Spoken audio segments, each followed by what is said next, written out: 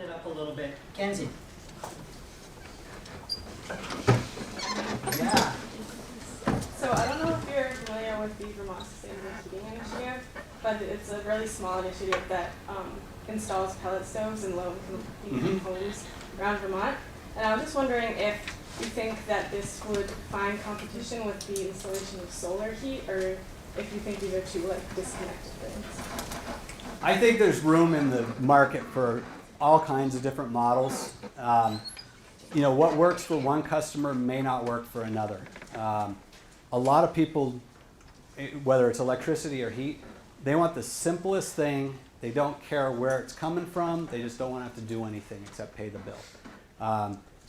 So a pellet thing wouldn't work for my grandmother. She's not going to want to be loading the stove, every day or every other day or whatever it takes. She wants a simple thing that she can easily take care of. She sets her thermostat and doesn't worry about it. I think there's room in the marketplace for all kinds of things like that. I think anyone who thinks that they've got the only answer is fooling themselves, and I think a lot of these things are complementary. I think things like that are great just to get conversations going, and whether, one of the things that with the heat pump program, we can tell customers, at least a third of them, it makes no sense. So your program might make a lot of sense. When we go out to look at a house, we're not trying to sell them on heat pumps. We're trying to make sure that they're making the decision that's best for them. So we go in and look at their insulation. Is it tight? Is the house well, insulated and got a good envelope? If it's not, we're not even going to recommend that they do anything new on heat until they've solved that problem, because you may reduce the cost of the heat, but you're still just going to have half of it going out of the building because the house isn't tight enough. So we really are focusing on what's best for the customer. And about a third of the time, in the houses that we've investigated so far, we've suggested something different, either sticking with what they already have as a heat source, or wood, or pellets, or some other fuel source for some other reason. Kelsey. I'm wondering, how does previously being a news reporter affect your perspective on what you're doing at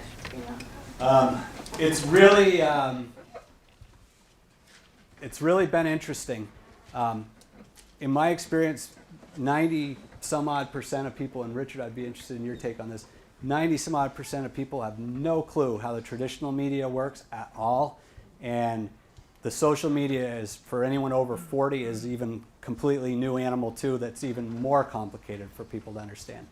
I think for anyone who wants to go into any kind of public policy work, or work where you're required to deal with the news media, there is no better training than being a reporter at a small newspaper.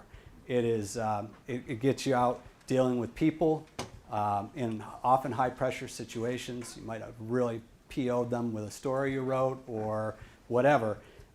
It's a great experience, and you really understand the media when you come out of that. I still think that most utilities don't understand how the media works at all. We were joking about this the other day. Mary Powell, who's our president, was on a conference call with the Edison Electric Institute, or I don't know if it was a conference call or email exchange, but she was involved in a discussion with other large utilities about net metering. And the whole conversation was about the media and how to convince people net metering was bad. And Mary was the only person in that call who was trying to shake the tree and wake people up that if you're just afraid of this stuff, it's going to run over you eventually. If you can't figure out a way to serve your customers, eventually they're not going to need you. They're going to figure out ways to get around you through net metering, through going off the grid, whatever it is. And the utilities that survive are going to be the ones that embrace customers and help customers figure out what's in their best interest, whether that's net metering or sticking with their traditional utility or whatever. Julie. Where is Julie? So in the article from Inc. magazine that you sent out, the general theme seemed to be that small and safe innovation was the way to go. But from what you told me about your work with Green Mountain Power, that's really not the business model that they follow. So I was wondering how you remain with a safe business model while trying to make really big changes. Yeah, I think we're kind of a cross of both. I mean, we are constantly trying to find those small innovations. And when I say small, I mean things that a heat pump's nothing earth-shaking. It's not changing, curing cancer or anything. It's just giving people a different option for heating their home. So it's not a giant innovation. It's a relatively small innovation, but it's not one that anyone else is pushing. No one else is out there trying to tell customers that this is an option that could be really valuable to you. So in that way, some people might think, when we first announced it, people thought it was like game-changing, So on one level, people can view it that way, but when you really get down to it, it's a really small innovation. That said, we have a risk appetite that is dramatically bigger than most utilities. I talked about CVPS, and I want to make clear, I loved working at CV. For 15 years, I had a great time there, wonderful people, and we did treat our customers well, but we were very risk averse. Things would get mulled for years, and I can tell you two perfect examples. Heat pumps. Bruce Bentley, the guy who at GMP has pushed heat pumps forward, was a CV employee for over 20 years, and for at least 15 of those years, he was trying to convince CV to do a heat pump program. Within 6 months of the merger, he brought it up again to me, and within 2 months of that, we were in front of the Public Service Board asking for permission to create the program. So we have a much different risk appetite. CV, traditional utility, was not going to take on something like that was so different than the traditional business model. They did do some real great innovations, though. Richard referred to cow power. That happened at CVPS, but it really is, in a lot of ways, it's a big innovation, but it's also really traditional utility stuff. Basically, what we decided we could do is use cow manure to create electricity and sell it to our customers, just like we do, whether it's from, coal, gas, wind, water, whatever. We created a program at CV that today has, now at GMP, 12 farms across Vermont collecting their manure into big pits, covered tanks, essentially like a giant swimming pool with a roof on it, letting the bacteria that's naturally in manure continue to digest the solids that are in there and create gas, methane, that we then burn to generate electricity. And it's one of the most innovative things that a utility's done in the last 50 years, really. But it was very low risk to us. It was a really low risk project, and it's been great. The farmers are making money off of it. We're creating clean renewable energy from a gas that is more than 20 times more effective than CO2 at trapping heat in the atmosphere. So it's a really bad greenhouse gas. And we're helping farmers that really struggle economically in a lot of ways. They're getting money for their electrons. They're using, and it sounds disgusting, but it's not, they're using the dry solids that are left over from the process to bed their cows on, to create bedding for their cows, and replacing wood chips that they used to use, sawdust, that on a farm with 1,000 cows would cost right now about $120,000 a year for just sawdust. This is free stuff, and after it gets soiled by the cows, it goes back into the digester again, perpetual recycling, essentially. So anyway, long story short, we are way more risk neutral. We are willing to take on a lot more risk than a traditional utility will.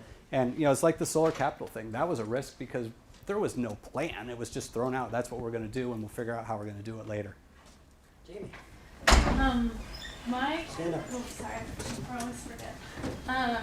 So we had to write a paper for this class, and I did mine on the Solarized Massachusetts initiative, which I think is really cool to use a tiered system. But then I was looking at Vermont to see if there was anything sort of similar, and I didn't know until today that that 4 utilities have already capped, Right. people being able to net meter, and where do we stand with that? Because Right. What she's talking about is in Vermont, there was a cap of 4%. So if 4% of your load was being going through the net metered system, you could shut it off to any new customers coming in. So Nathan's case, he wants to build his electric utility. He might not be able to do it if he's in Hardwick or... Yeah, so if you're in, and I don't want to pick on them, but if you're in another, utility B's service territory and they've already hit their cap, some of them are saying no more, we're done, we're not allowing any more onto the system. Others are saying no problem, keep it coming, we'll figure out how to deal with it later. Could be you guys, but you're not near... We're not at the cap yet, but we've already had the discussion, we've already made our decisions. We actually advocate and have advocated to regulators and the legislatures to do away with the cap. We don't think the cap is necessary. And we think ultimately, again, if you treat the customers, if you give customers choices that work for them, whether it's they want to go net meter or they don't, or they want to do anything, ultimately we're going to find ways to keep those customers happy and continue to create a revenue stream that keeps us afloat. We feel really strongly that utilities that just throw up roadblocks and try to prevent the inevitable from happening are going to get run over by the parade at some point.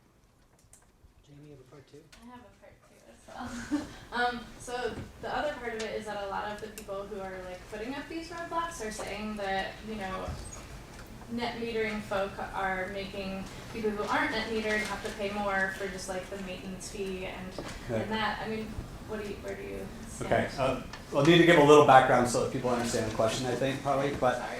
no, it's all right. What the basis of that question is, I'll put it this way. Some utilities believe that when you allow someone to net meter, that you're essentially shifting all the costs from, you know, they're no longer paying into the system. So we have, you know, I don't know, 10,000 miles of power lines in Vermont. It's probably more than that, I don't know the exact number. But we've had to invest in building those things to serve all of our customers. So suddenly 100 customers are not paying into the system because they're net metering, they're creating their own electricity, and they're not paying anything for the maintenance of those poles and wires, okay? Yet, they're using the system when they don't have generation at night, if they're a solar developer, you know, if they're solar net metered, they're still using the system, but they're not paying anything into it. So that's the argument people make against net metering. Our take is they're providing other benefits to the system. So I talked earlier about hot summer days when the price of power can go from pennies to $1 like that, literally. If you want to see something at least cool to me, you may find it really boring, but go to iso-ne.com, and on the front page on the right-hand side, there's a little ticker, and it shows different regions of New England and what the actual price for power is at any given moment. And it constantly is changing. It's showing different states, different delivery points, even within those states in some cases, what it would cost if you wanted to buy power in the New England market at that particular moment. On a day like today, it's probably not moving much. It's probably pretty low. But like I said, on a really hot day or a really cold day, that number can go all over the place. So those net metered customers, in our mind, provide real value to us on those hot summer days in two ways. On the instantaneous day, so tomorrow pretend it's 90 degrees and you're generating, you know, 10 kW of energy. That means we don't have to go buy that to meet the increased demand from all those air conditioners that are running. And if you add it up cumulatively, it can have a huge impact in that specific day on how much power we have to buy. Bigger picture, ISO New England looks at constraints on the system, transmission system, how much power you do buy on those peak days, and a lot of our costs are tied to long-term trends. So if we can control that peak, not just on to tomorrow, but overall, that has a downward push on what our costs are to ISO New England and into the market. So it's not just that one day, it has a much larger impact over the longer term. So we see real value in net metering. We think, yeah, it does have, you know, some people are taking a free ride if you want to look at it just on a dollar cent compared to their own bill. But we think that they're bringing value to the system that provides benefits to all customers. Peter. I don't know if you're familiar with it, but at UVM we have every student, part of their tuition money goes towards what's called the Clean Energy Fund. Yep. And what it basically does is it promotes renewable energy and kind of, you know, just getting the student population involved with that on campus and ways we can do that. And I was wondering if you had any suggestions as far as a good idea for spending that money on campus that you thought could be improved or anything. Absolutely. You ought to enroll all of your accounts that are in GMP's territory in the Cal Power program. Seriously. Wait, what the UVM as a whole buys, we actually buy from the city of Burlington, right? Part of it. We actually serve about, I don't know. Yeah, to us. We serve the farm. We serve a lot of stuff on the periphery of Burlington. So I was going to say 600, but something like that, $500,000 or $600,000 a year comes to us. So I'm being facetious when I say dump it all in the Cal Power program, but you guys have enough of a load that if you were enrolled in our Cal Power program, you could support a small farm getting into the program through your selection. The program is totally based on customer choice. Cal Power is designed so customers to enroll in it, pay a little extra for it, and it goes directly to Vermont dairy farms. either in the way of payments for the electrons and the renewable value of those electrons, or into a fund that we use to provide grants to farms to develop the next one. So that's one thing that the school could do. You could develop solar yourself on campus. You know, I don't know what the fund, how much gets raised a year out of that fund, but Peter, do you know? I think it's like 250,000. and that's a lot of money if you, over a span of time. For $250,000, you could easily build more than a 100 kW project, solar project. You know, you've put string a few years together, you could build something pretty sizable. And the educational value would be huge, I would think. I think there's a lot of energy efficiency too. I don't know what UVM does for energy efficiency in its building, but just looking at these windows, I know there's probably a lot of work to be done. And that's frankly the first thing that at least we would suggest. Like I said earlier, there's no point in changing your heating system if the heat's just going out the window. Same thing with electrons. If you're wasting electrons, that's where you should put your first dollars, is to reduce your consumption and then focus on how you can create renewables after that. Some of that, though, might be the university's job, whereas this is student fee money, so I don't know how the students, yeah.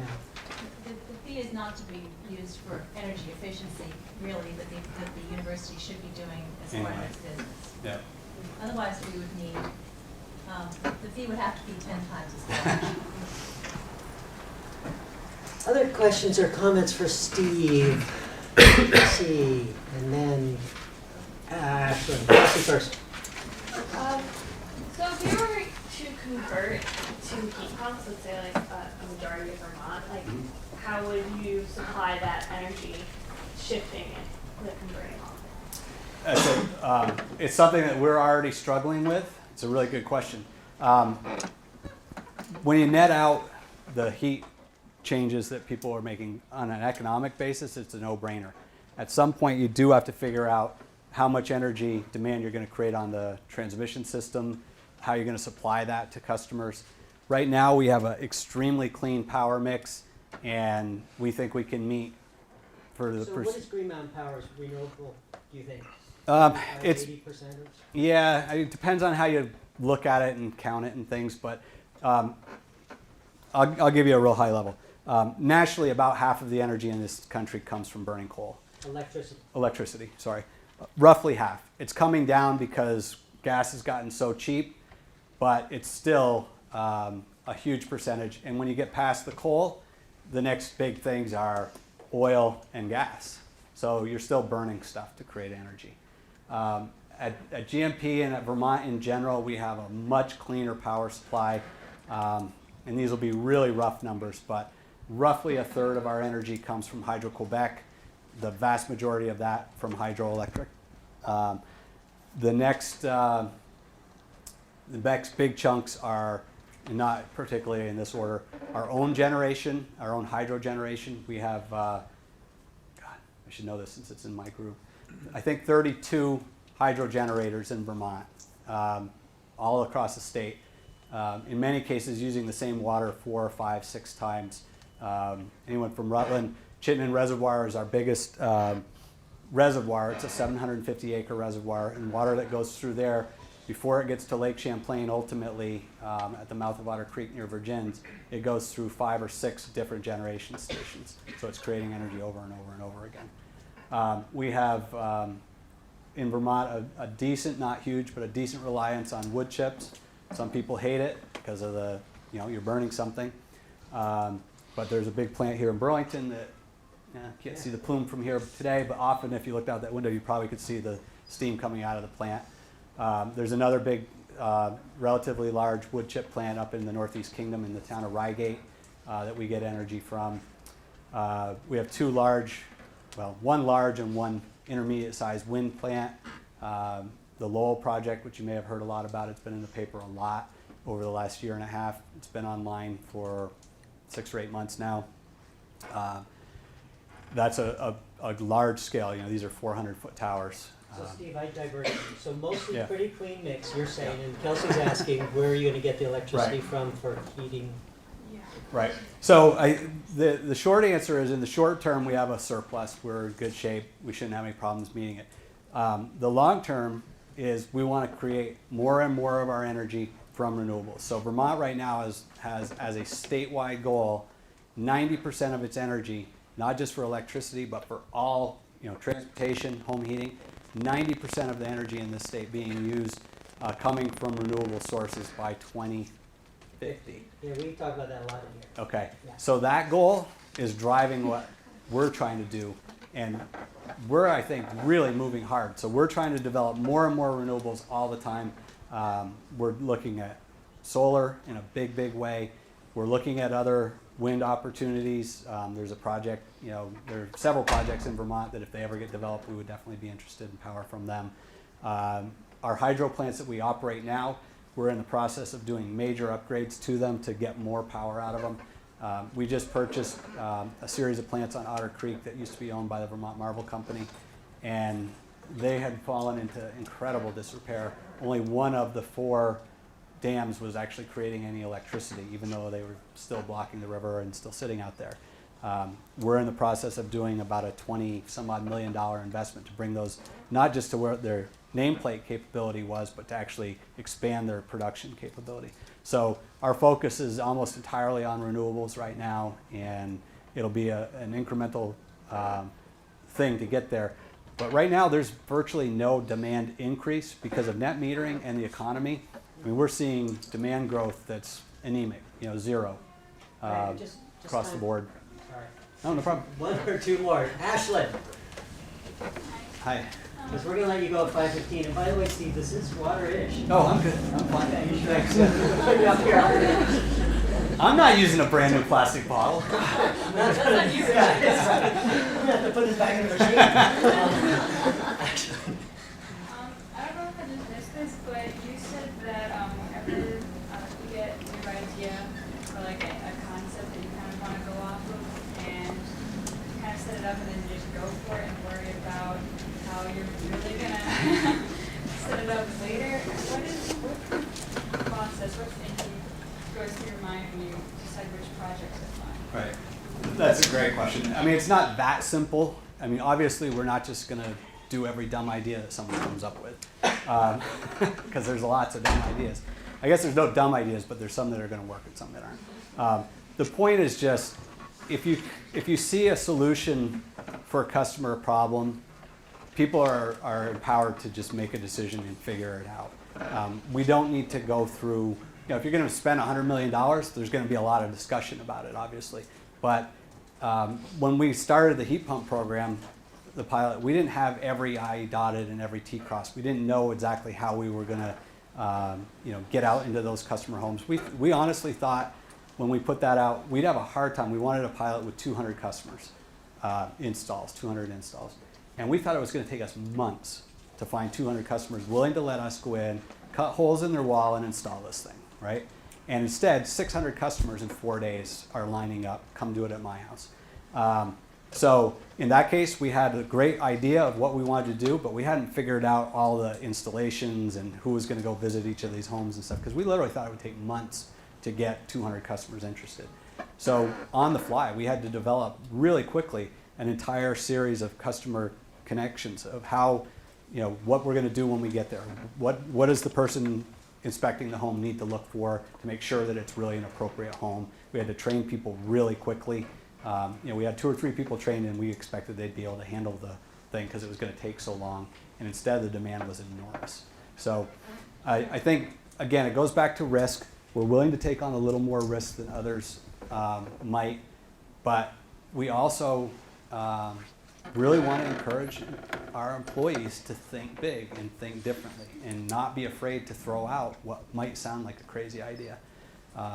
Another example is we just started a pilot in Rutland using ice created at night, making ice at night, to cool businesses during the day, the next morning, the next day, so that they're, again, not using peak energy. So we're using cheap power at night to create ice, and then using ice to cool the refrigerant in the air system so they can use it the next day. If it works, it could have a huge impact on shifting load from nighttime or daytime to nighttime when it's cheaper. And it's always going to be cheaper. We're never going to have a peaking nighttime, I don't think. Yeah, I think we'll stop there, but one last, Steve, there's maybe 200 people or so that work at Green Mountain Power? No. No, it's way down. 640. 600. Yeah. Anything about the jobs of the future for these guys, or where you see? You know, it's really interesting. Again, this will be really unique to us. We're looking for people all the time. Right now, we're trying to shrink. We started together when the merger happened with about 740 employees, and we've come down by about 100. We have a very old workforce, which is very typical in the utility industry. People tend to get in it and stay in it for a long, long time. So I have coworkers literally who have 45 years at the same company, which you don't see in most businesses. But we do have a very old workforce. Roughly a third of our employees could retire tomorrow if they chose to, literally. And so we're always looking for people. And what we're looking for is not specific skills and training. We're looking for people with really inquisitive minds, people who present themselves really well, people who ask a lot of questions, show a lot of excitement, and get stuff done. And we have a different phrase that we use for GSD. There's a different letter in the middle, but that is like the biggest thing that we look for in people. We don't look for, we're not hiring for a PhD in electrical engineering. We're looking for the guy who has the skill set and the aptitude and the customer focus that they really can go out and deal with a customer on an equal basis and really give that customer a great experience. So right now we have to have the skills, but just as important as any skill set, whether it's an accountant or an electrician or a lineman, we're really trying to hire for character and the way they present themselves to customers. Well, thank you very much, Steve.